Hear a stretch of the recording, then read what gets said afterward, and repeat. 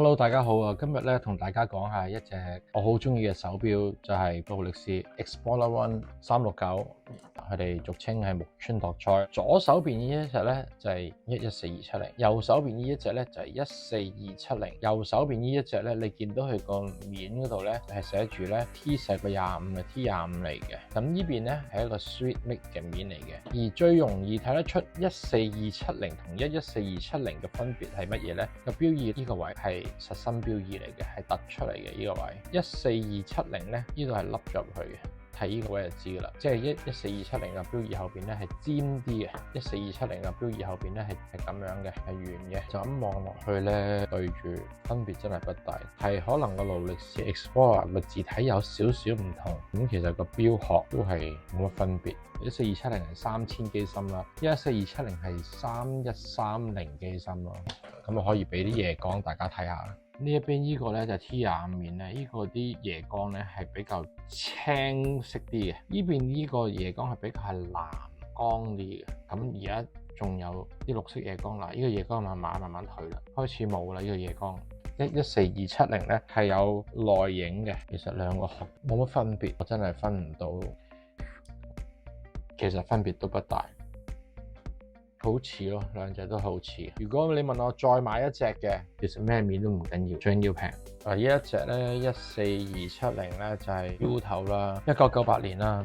當年就係木村拓哉1997年呢個戀愛世紀咧，就帶住隻錶瘋魔咗好多香港人。啱啱讀完書出嚟做嘢啦，嗰陣時邊有錢買勞力士啊？嗰陣時係買咩咧？替代品就係呢隻啦，精工。呢個係369，呢一隻係6912。咁有個日曆啦，雖然冇咗個3，學阿 Bicky 哥話齋，將個日曆加到做3，咁咪變咗369咯。係啊，都有勞力士味道嘅呢個。呢個係14270 35.9，14270 35.9，呢兩個殼咧其實都係一樣嘅，反而呢一隻精工五仔咧就再大啲啦，37.8，再大隻啲咯。精工同一隻 Explorer One， 見到佢都係三格板帶咁。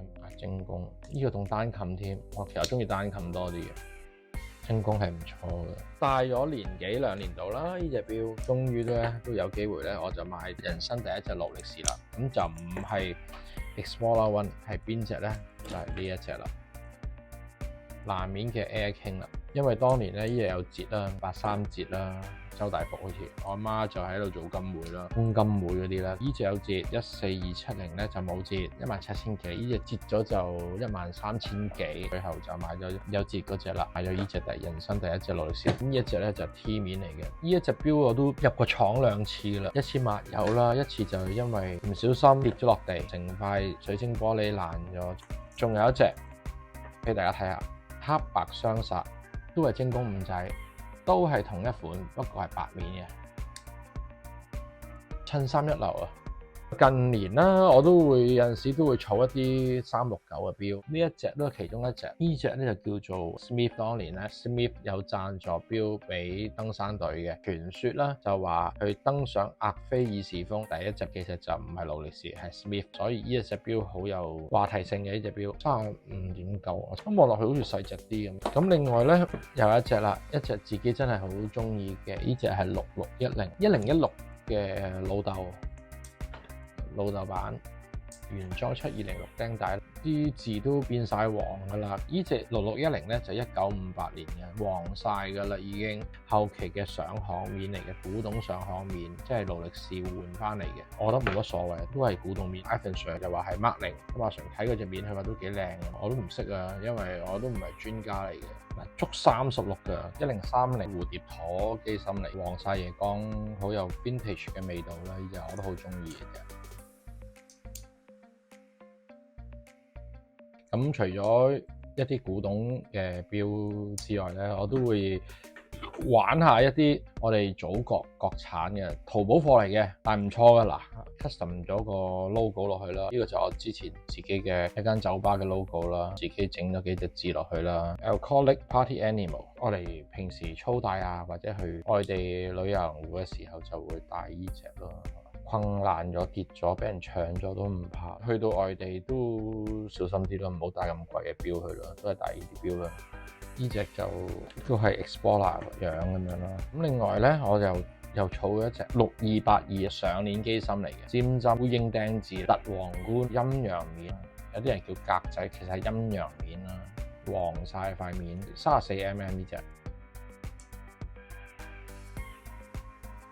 咁另外仲有細隻啲嘅，呢隻叫做4444啊，上鏈嘅，又係同呢隻差唔多嘅，兩兄弟咁樣嘅，都係尖針，都係凸皇冠，都係烏蠅釘字陰陽面嘅，但係咁呢一隻咧，佢啲勞力士嗰啲字咧翻寫咗翻寫面嚟嘅，呢隻都係上鏈錶嚟嘅，31點幾啦，好有古董味啦，細隻啲咯 ，boy size 啦呢隻。咁仲有一隻咧就唔係勞力士啦，369呢隻好中意隻，又係烏蠅釘字，成隻勞力士咁樣啦。Teutoni 梅花應該有粒鑽石嘅，已經俾人哋攞走，都係自己收藏嘅。啊，襯咗條綠色嘅錶帶啦，都係自己中意玩啲369啦。仲有一隻咧，呢一隻咧1003，呢隻係一隻金錶嚟嘅，9K 金嘅錶嚟嘅。仲罕有個 14K 同 18K 嘅，33.9係 34mm 呢隻，底個圈裏邊有13畫喺度，所以佢哋簡稱呢個叫做13畫啦。換咗隻呢啲咁嘅 vintage 嘅皮帶啦，比較 vintage 味道啲啦，好有復古味道嘅 9K 金罕有啲啦。自己中意就係儲一啲咁嘅錶啦，咁有勞力士又有啦，唔係勞力士又有啦。自己中意369，因為覺得369咧面盤啊好平衡啊。T 面同 SM 面其實真係冇乜所謂，學Dicky話齋平咪買咯。你問我分別真係唔係好大，你真係要好細心，你攞放大鏡、落鏡去睇，你就會睇得出好大嘅分別咯。就咁遠睇嘅，好難去分別到一個好大嘅唔同，肉眼好難睇得出咯。對手錶咧，其實我覺得手錶好似女人咁樣。多唔會嫌多㗎，戴唔戴得晒？係戴唔晒㗎喎。我玩錶亦都係絕對唔專一，玩錶一定係花心㗎啦。得閒就戴下呢隻，得閒戴下呢隻，當換衫咁樣咯。負擔得起就買自己中意嘅錶咯。平有平玩，貴有貴玩，最緊要係自己中意。有陣時唔一定係貴嘅手錶係好玩嘅，平嘅手錶亦都好好玩嘅。即係你問我，你話喂，我戴隻精工5仔，其實都係好開心嘅，都係。因為有個味道喺度，同埋我自己有自己一個回憶喺度，冇乜所謂嘅，自己中意就得噶啦。最緊要有味道啦。